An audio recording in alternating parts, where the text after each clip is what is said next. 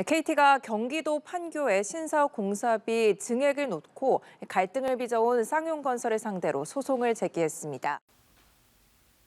최근에 KT에서 판교에 신사옥을 짓는 문제를 둘러싸고 이제 쌍용건설과 분쟁이 발생했죠. 공사비 증액 관련된 분쟁이다라고 볼 수가 있는데요.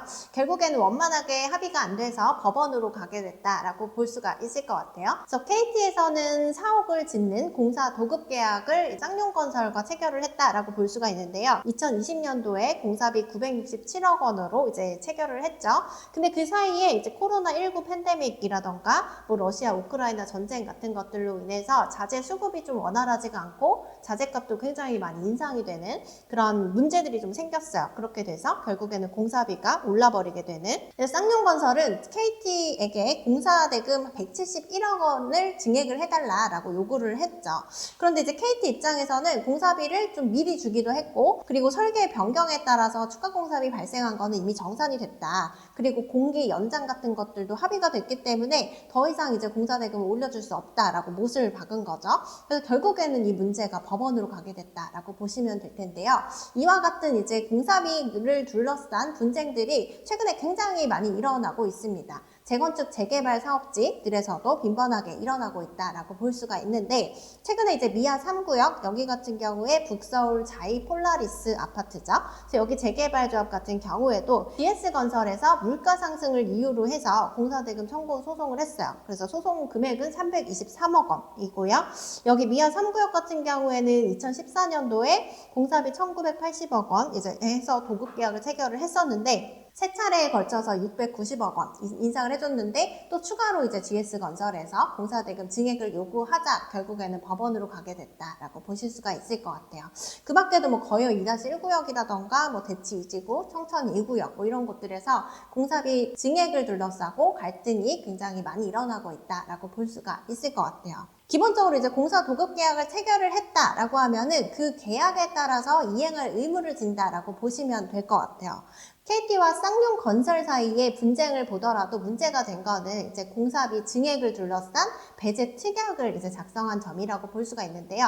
보통 이제 공사 도급 계약에서는 공사비 물가가 계속해서 오를 수밖에 없잖아요. 그래서 공사 도급 계약을 체결하는 시점과 착공 시점이 실제로 좀 차이가 있을 수가 있기 때문에 물가 변동에 따라서 공사비를 증액해주는 구조로 도급 계약을 체결하게 된다라고 볼 수가 있어요. 그런데 이제 건설 경기가 한참 좋다라고 하면은 이제 시공사들의 어떤 경쟁이 좀 치열해질 수밖에 없게 되잖아요. 그래서 이제 조건들을 좀 변경을 하게 되는데, 이때 이제 그 쌍용건설 같은 경우에도 KT 사옥을 지으면서 물가가 변동이 되더라도 이제 그에 따른 공사비 증액이 없는 걸로 배제 특약을 하게 된 거죠.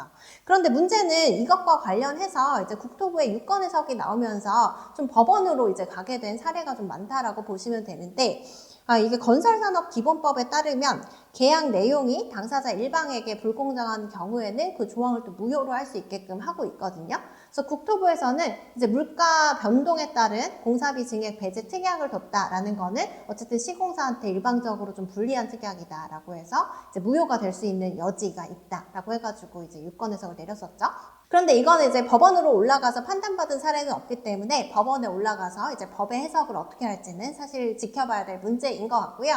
그리고 이게 사실 불공정한 계약이다라고 보려면 어쨌든 공사 도급 계약을 체결하는 당시에 시공사가 이제 지나친 의뢰 지위에 있다거나 뭐 이런 것들이 또 이제 추가적으로 밝혀져야 되는 부분들이 있어서 법원에 어떤 판결이 나올지를 좀 주목을 해서 봐야 될 사안으로 보시면 좋을 것 같습니다.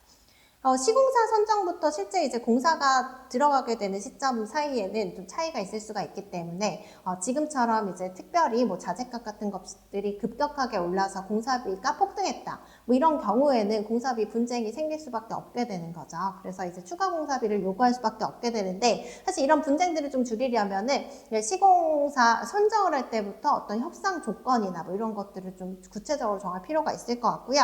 시공사는 사실 전문가고 뭐 재개발 재건축 사업지이다 라고 했을 때 이제 조합 임원분들은 보통 전문가가 아닌 경우가 있기 때문에 서로 이제 비대칭적으로 좀 도급계약 협상에 임하게 되는 경우들이 있다라는 점을 좀 유의하셔서 시공사와 도급계약을 체결을 하게 된다라고 했을 때는 좀 전문가 도움을 받으셔서 꼼꼼하게 계약서 같은 것들을 좀 체크를 하시면 시공사와 도급계약을 체결할 때 어떤 이제 좀 전문적으로 회계상 법률상으로 좀 따져보시면은 시공비를 많이 줄일 수 있는 여지도 있다라는 점을 주의 깊게 보시면 좋을 것 같습니다.